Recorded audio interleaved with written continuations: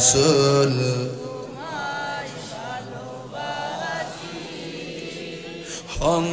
অন্তরে শুধু মুখে না জান্নাতের আশায় নয় হে রাসূল জাহান্নাম কেউ ডরি না ইয়া রাসূলুল্লাহ নবী গো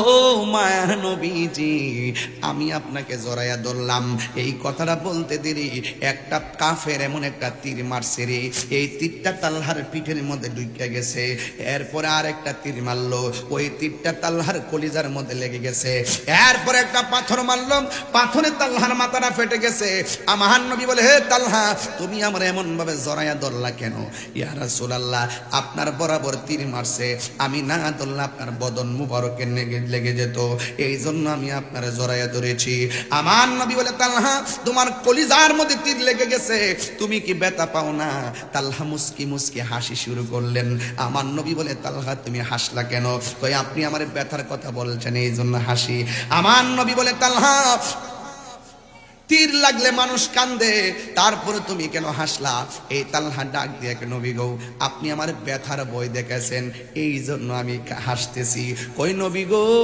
এই জন্য হাসতেছি আপনি আমার ব্যথার কথা বলছেন শুননা যান যে এই তালহার পিঠের মধ্যে লাগতেছে বিশ্বের তীর কিন্তু তালহার বুকটা লাইগা রইছে রাহমাতুল লিল আলামিনের নূরানি সিনা মুবারকের সঙ্গে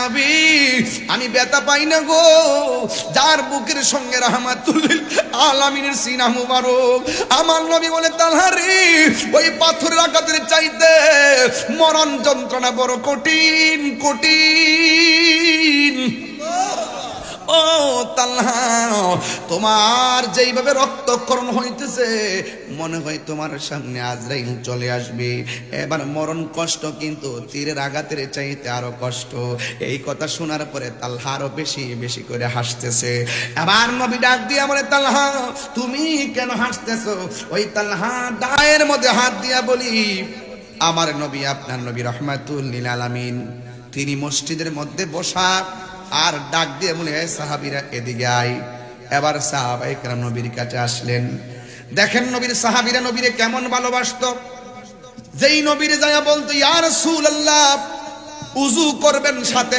কাশ মুবারক দেন সাহাবায়ে কেরামদের হাতের মধ্যে কাশ মুবারক নিতেন ওই কাশ মুবারকটা চেহারার মধ্যে মালিশ করতেন রাস্তা দিয়ে যখন হাঁটতেন মানুষগুলা বলতেন কে রে তোমার চেহারার মধ্যে মেশকে আম্বরের গ্রান দেখা যায় কেন নবীর থুতু মুবারক দিকে মেশকে আম্বরের গ্রান বের হতো নবী আমার ডাক দিয়ে বলে সাহাবী এদিকে আয় তোমার হাতের মধ্যে পতাকাটা নাও এই পতাকাটা তোমার পরে একজন তোমার পরে একজন এরপরে একজন নবী যেইভাবে সিরিয়ালটা করে দিয়েছেন এভাবেই সাহাবীরা যুদ্ধের ময়দানে শহীদ হয়ে গেছেন তার মানে প্রমাণ হয়ে গেল আমার নবী হলো গায়েবের খবর দেনওয়ালা এই তিনজনের সিরিয়ালের মধ্যে একজনের নাম হলো জাফর নাম কি আরো জোরে বলুন একজনের নাম হলো জাফর যখন প্রথম সাহাবী শহীদ হয়ে গেছে ওই মুহূর্তে জাফরের হাতের মধ্যে তলোয়ারটা নিয়েছে তলোয়ারটা নিয়ে এমন ভাবে যুদ্ধ শুরু করলেন সাথে সাথে জাফরের ডান হাতের মধ্যে একটা খুব মারছে তলোয়ারটা জাফরের বাম হাতের মধ্যে নিয়ে গেছে কেন রাগ করি কেন গুসা করি মাথার ঘাম ফেলতে চায় না একটা ফোঁটা ঘাম ঝরবে এটাও চায় না এই মাহফিলটা করতে যাই নুরুজ্জামান পোলাপানগুলো যারা আছে এই পোলাপানগুলো ধারে ধারে ঘুরছে কিন্তু সহযোগিতা করার মতন মানুষ পাওয়া যায় না কথা কম না ধারে ধারে ঘুরছে 100 টাকা দেন 500 টাকা দেন এই টাকার জন্য 10 বার যাওয়া লাগছে এইভাবে কিন্তু ইসলাম হবে না রে বাবা আপনি দান করলে এটা আপনি হাসরের ময়দানে পাবেন কারণ আমার নবী বলছেন আল্লাহ রাব্বুল আলামিন হাসরের ময়দানে 7 প্রকার মানুষকে আরশে আজিমে নিজে ছায়া দান করবে এর মধ্যে এক শ্রেণীর মানুষ হলো যারা আল্লাহ রাস্তায় দান করে দান করলে লস নাই দান করলে লাভ as-sakhiyu হাবিবুল্লাহ দানশীল ব্যক্তি হলো আমার আল্লাহর বন্ধু এই জন্য আমার নবী আপনার নবী রহমাতুল লিল আলামিনের সাহাবায়ে কেরাম নবীকে কেমন ভালোবাসতেন। যখন ডান হাতটা কেটে গেছে, আমাদের মধ্যে মায়ের ডর দেখলে দেখবেন ঘর থেকে বের হয় না, একটা ইডা ফলের সামনে আর যায় না। না না, ইসলামকে কায়েম করার জন্যে, হককে কায়েম করার জন্যে ইমামে আলী মুকামের মতন গলার তাজা রক্ত ঢেলে দিতে হবে, ইসলাম জিন্দা হয়ে যাবে। ওই নবীর সাহাবী হযরতে জাফর যখন ডান হাতটা কেটে গেছে, তখন তলোয়ারটারে বাম হাতের মধ্যে নিয়ে গেছে, বাম হাতটার মধ্যে তলোয়ারটা নিয়ে গেছে। কিন্তু এই বাম হাতের মধ্যে আরো অনেক জোর এসে গেছে, এই তলোয়ারটা দিয়া যুদ্ধ করতেছে, কিন্তু ডান হাতটা এমনি লড়তেছে, ডান হাতটা এমনি কাঁপতেছে। এখন তার যুদ্ধ করতে অসুবিধা হইতেছে।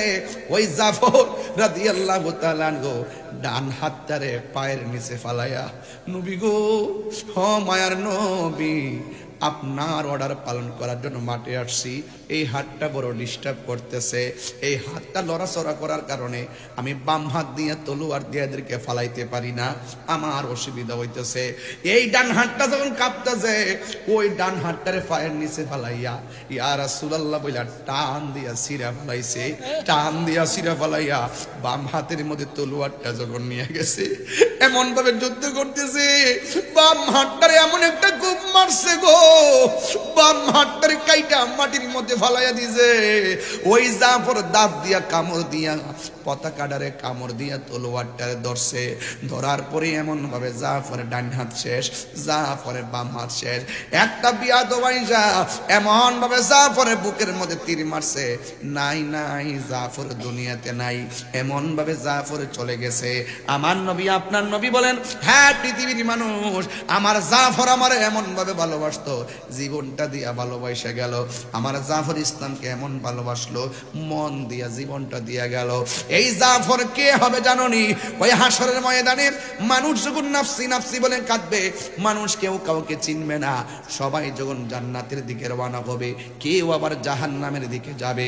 আর আমার জাফরে ওই হাসরের ময়দানে দেখবেন সব যখন হেঁটে হেঁটে যাবে, জান্নাতে ঢুকবে পুলসিরাত পার হইয়া, আমার জাফরে পুলসিরাতটা উপর দিয়া বিমানের মতো পার হবে। আমার জাফরের দুই হাতের দুনিয়ার মধ্যে জাফরে কাটছে, কাটার পরে আমার আল্লাহ তুই একটা নূরের পাখা লাগাইব ডান হাতের জায়গায়, আর একটা পাখা লাগাইব বাম হাতের জায়গায়, সব যাবে হেঁটে হেঁটে, আর আমার জাফর যাবে উড়ে উড়ে জান্নাতের ভিতরে। এই জন্য বলছি রে আব্বা, নবীর প্রেমে জীবন দিলে লস নাই, সম্মানটা বাড়ায় দিবি একজন, জবানটা খুলে বলুন তিনি কে? এবার আমার নবী আপনার নবী বলে দিয়েছিলেন এমুকের পরে এমুক, এমুকের পরে এমুক। এরপরে একটা সাহাবীর হাতের মধ্যে তলোয়ারটা নিয়েছে, আর একটা ঘটনা বইলা দিয়া যায়, নাইলে আমার হক আদায় হবে না। একটা সাহাবীর দুইটা চোখ পড়ে গেছে, গালের মধ্যে চোখ দুইটা জ্বলতেছে।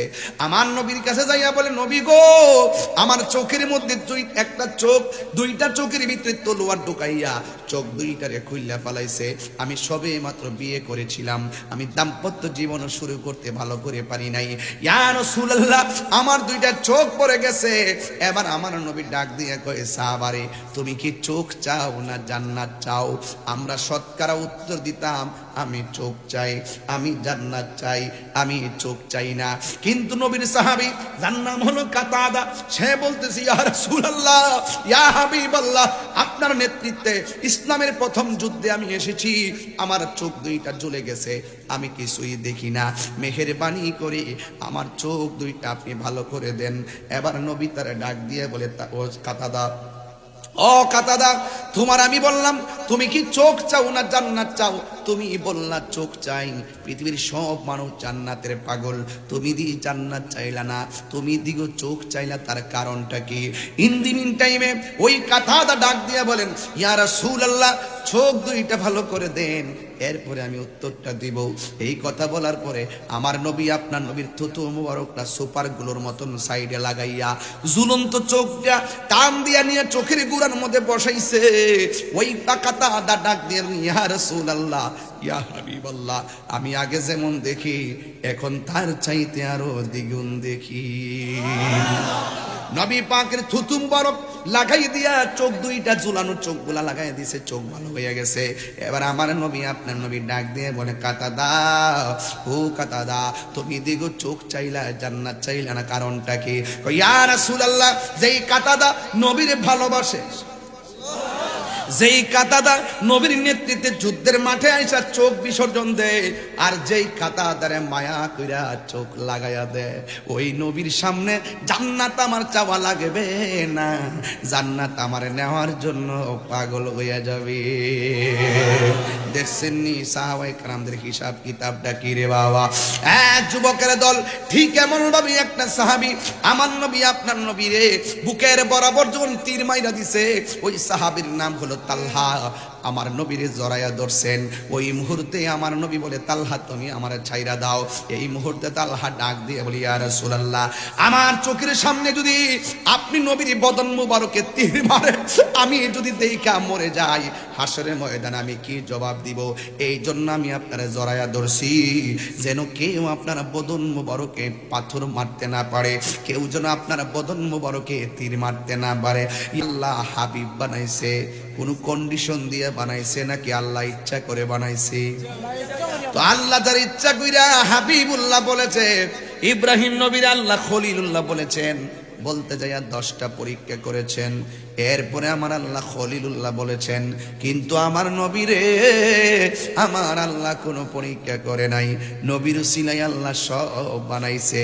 এই জন্য আমার আল্লাহ স্ব ইচ্ছায় আমার নবীরে হাবিবুল্লাহ বলেছেন। এই জন্য যুবক ভাইয়ার আমার, আল্লাহর হাবিব সাল্লাল্লাহু আলাইহি সাল্লামকে ভালোবাসা হলো ঈমানের দাবি। আমার আল্লাহ রাব্বুল আলামিন কোরআনে বলেছেন, উল ইন কুনতুম তুহিব্বুনাল্লাহা ফাত্তাবিউনি ইউহিব্বুকুমুল্লাহ ওয়া ইয়াগফির লাকুম যুনুবাকুম ওয়াল্লাহু গফুরুর রহিম। আল্লাহ গো বন্ধু, আপনি নবীরে ভালোবাসলে আমি আল্লাহরে ভালোবাসা হয়ে যাবে, আপনি নবীরে ভালোবাসলে আমি আল্লাহ তারে ভালোবাসবো। ও আল্লাহ গো, আমার উম্মত আমারে ভালোবাসে, তুমি যে ভালোবাসবা, তুমি আমার উম্মতের কি দিবা ভালোবাসা? আল্লাহ বলে, ও বন্ধু, ওয়াগফির লাকুম যুনুবাকুম, আমি আল্লাহ আপনার উম্মতের জীবনের গুনাহগুলি মাফ করে দিব। এই জন্য আমার ডাইরেক্ট কথা হলো, আল্লাহ মানা নবী মানা নয়, নবী মানলেই আল্লাহ মানা হয়। এই জন্য আল্লাহ যে একজন আছে হিন্দুরা জানে, আল্লাহ যে একজন আছে খ্রিস্টানে জানে, আল্লাহ যে একজন আছে ইহুদিরা জানে, আল্লাহ যে একজন আছে মুসলমানরা জানে। এখন মুসলমানরা কেন মুমিন হতে পারবে? কারণ তারা নবীজিকে জানার চাইতে বেশি ভালোবাসে। ওয়া নাহনু আকরাবু ইলাইহি মিন হাবলিল ওয়ারিদ, আল্লাহ হলো প্রত্যেকটা বান্দার শাহরগের নিকটে, আর আমার নবী হলো আন্নাবিয়্যু আউলা বিল মুমিনিনা মিন আনফুসিহিম, আমার নবী হলো প্রত্যেকটা ঈমানদারের জানের চাইতে আরো নিকটে। এখন আল্লাহ হলো শাহরগের নিকটে, নবী কেন জানের চাইতে আরো নিকটে? আরে জানটা সিদ্দিককে তো আপনি চেয়ারম্যান, জানটা সিদ্দিককে তো আপনি মেম্বার, জানটা সিদ্দিককে তো আপনি বক্তা, জানটা আছে বলেই তো আপনি এমপি, জান আছে বলেই তো আপনি মেয়র। এক যুবক ভাইয়ের আমার, এই জানটা চলে গেলে কেউ আপনাকে মেয়র বলবে না, সবাই বলবে শুধুমাত্র মৃত্যু লাশ। কথা কোন ঠিক না বেটি? ওই মুহূর্তে জানের কাছে আমার নবীরে বসাইছে। কেন বসাইছে? কারণ কি? কারণ আজরাইল যখন জানের মধ্যে ধরবে, আমার নবীজি ইমানদারের কাছে বসে থাকবে, আজরাইলের রূহ সার্জারি করবে, ইমানদার আমার নবীর চেহারা মুবারকের দিকে তাকায়া থাকবে।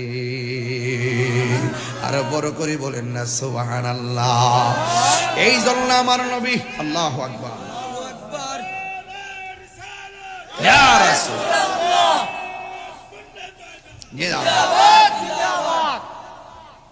তোমায় পাবার আশায়, এটা গজল বলবো বাজান? নবীর আমরা দেখতে চাই কি চাই না? আরো বড় করে বলেন, চাই কি চাই না? তোমায় পাবার আশায় মন ছুটে যাই মদিনা।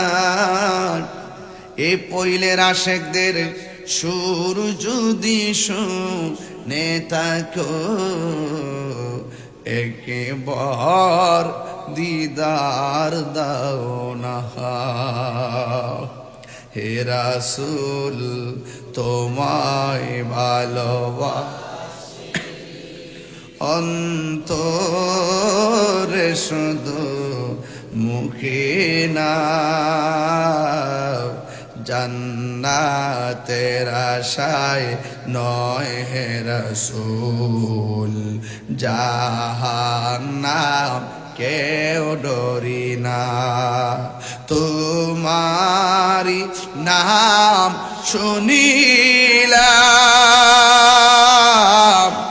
এই চোখে দেখলাম না তোমারও নাম এই চোখে দেখলাম না এই অধমের সুর যদি শুনে থাকো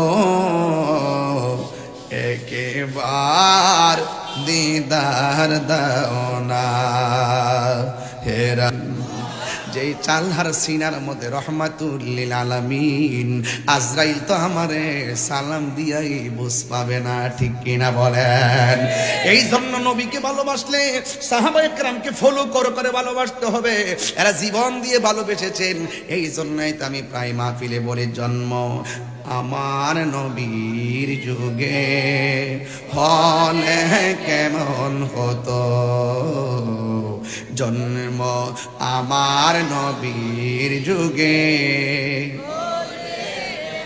মতো দুনয়নে রাসূল পাক দেখলে কেমন হতো দুনয়নে দেখলে কেমন হতো জন্ম আমার নবীর যুগে মাশাআল্লাহ মাশাআল্লাহ আমার যুবক ভাইরা ভালো করে পড়েন জন্ম আমার নবীর যুগে আশ্রিত ভেসে হজরতে বেলালের মধুর আজান সেই আজানে ছিল মন প্রেম মুগ্ধ রহমান আশ্রিত ভেসে হজরতে বেলালের মধুর আজান সেই আজানে ছিল এমন প্রেম মুগ্ধ রহমান দয়াল নবীর পিছে নামাজ তো দয়াল নবীর পিছে নামাজ পড়লে কেমন হতো দুনয়নে রাসূল পাক দেখলে কেমন হতো দুনয়নে দেখলে কেমন হতো জন্ম আমার নবীর যুগে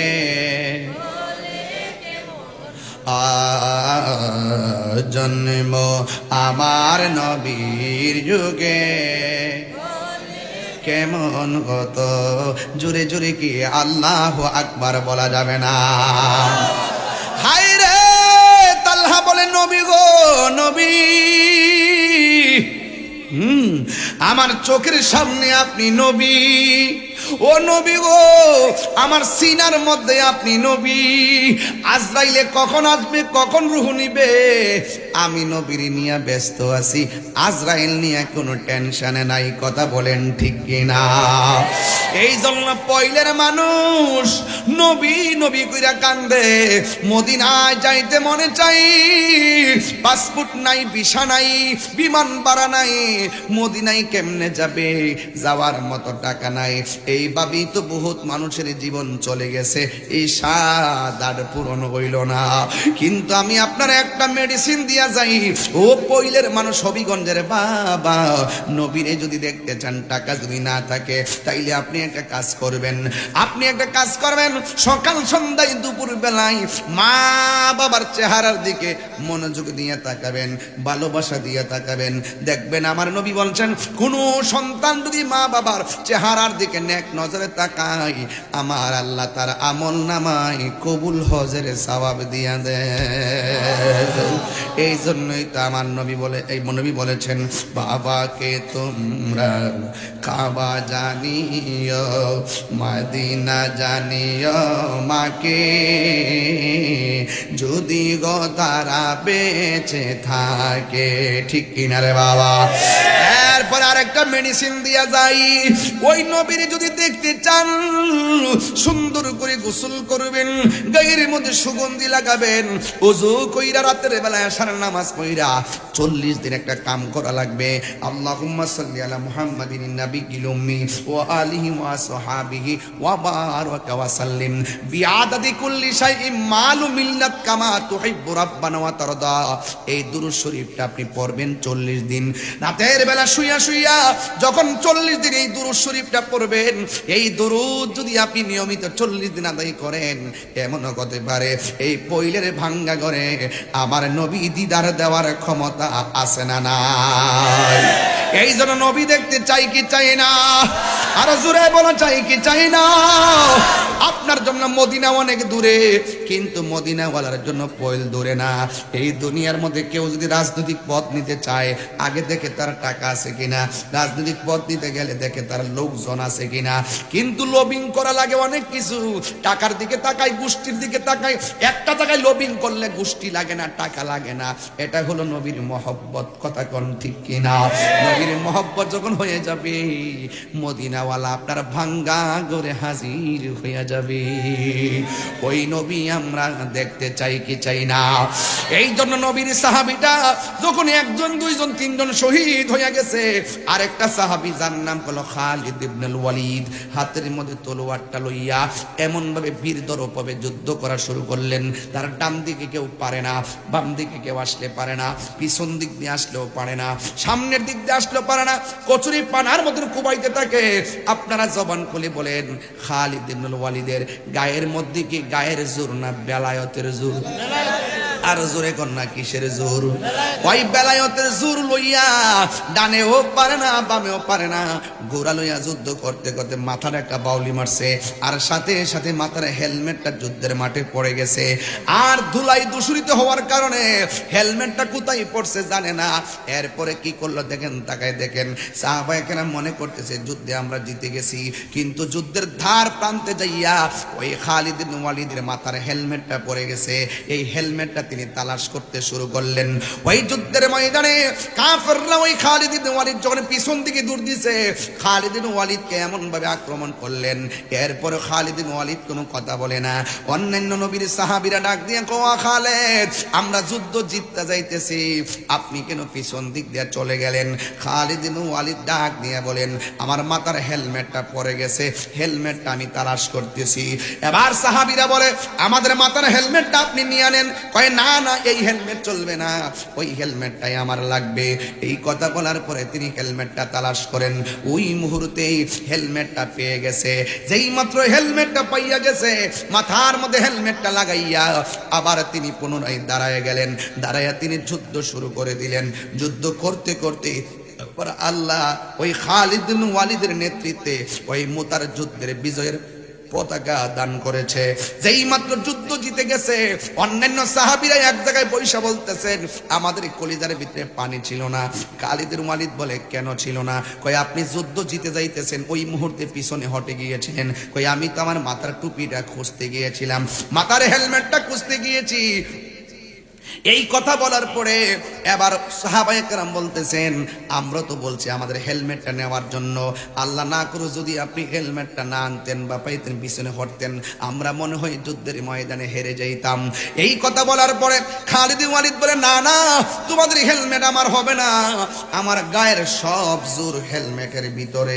জোরে জোরে কি সুবহানাল্লাহ বলা যাবে না? রহমতে আলম নূরে মুজাসসাম রহমতে দুইটা হাত তুলে নবী খুশি হবে ইনশাল্লাহ। নূরে মুজাসসাম সাহাবীরা আতর বানাই ওই নবীজের ঘাম বলো না, সাহাবীরা আতর বানাই ওই নবীজের ঘাম। উস্তুনে হান্নানা একটা খেজুর গাছের নাম, যাকে ধরে খুতবা দিতেন রাসূল আকরাম বলো না। উস্তুনে হান্নানা একটা খেজুর গাছের নাম, যাকে ধরে খুতবা দিতেন আম গাছটা নবীর বিরহে কাঁদিতে রহে, নবীর বিরহে রহে। হতবাক হইল যত সাহাবায়ে কেরাম বলো না, হতবাক হইল যত সাহাবায়ে কেরাম বলো না। রহমতে নূরে মুজাসসাম রহমতে আলম নূরে মুজাসসাম সাহাবীরা আতর বানাই ওই নবীজের গাম। চিনো জানো মানো কেমন আমার নবীজি, চিনো জানো মানো কেমন যাহার প্রেমে পাগল চন্দ্র তারকারাজি বলো, যাহার প্রেমে পাগল চন্দ্র তারকারাজি। তোমরা আরো শুনবানি পৈলবাসী, আরো শুনবানি হবিগঞ্জবাসী। জান্নাতের রোমে রোমে লেখা নবীর নাম বলো না, জান্নাতের রোমে রোমে লেখা নবীর নাম বলো না। রহমতে নূরে মুজাসসাম রহমতে আলম সাহাবীরা আতর বানাই ওই নবীজের ঘাম বলো না, সাহাবীরা আতর বানাই ওই নবীজের ঘাম। জোরে জোরে কি আল্লাহু আকবার বলা যাবে না? হায় রে ও আমার পৈলবাসী, আমার নবীর সাহাবীরা ডাক দিয়া কয়, হ্যাঁ খালিদ ইবনে ওয়ালিদ, আপনি যুদ্ধের ময়দানে পিছন দিক দিয়ে চলে গেছিলেন, আমার গায়ের সব জোর আমার হেলমেটের ভিতরে। হেলমেট ছিল বলেই আমি সেনাপতি, হেলমেট ছিল বলে আমি সাহসী। কয় আপনারও হেলমেট আমরারও হেলমেট, হেলমেটের সঙ্গে শক্তির সম্পর্ক কি? তখন তিনি ডাক দিয়ে বলেন, এই হেলমেটটার মাঝে আমার শক্তিগুলো, এই হেলমেটের মধ্যে ছিল আমার রহমাতুল লিল আলামিনের চুল মুবারক। জোরে জোরে কি আল্লাহু আকবার বলা যাবে না? তাইলে যেই নবীর চুল মুবারক ইমানি শক্তি, ওই নবীকে আমরার মতো নাকি? এবার সাহাবী ডাক দিয়া কয়, আমি যুদ্ধ করতেছি যখন হেলমেটটা ছিল আমার গায়ের মধ্যে শক্তি ছিল, হেলমেটটা যখন পরে গেছে আমার শক্তি হারিয়ে গেছে। আবার যখন হেলমেটটা মাথায় নিয়েছি আমি তখন একটা গায়েবী শক্তি পাইছি, একমাত্র আমার নবীর নূরানি চুল মুবারকের ওসিলাই।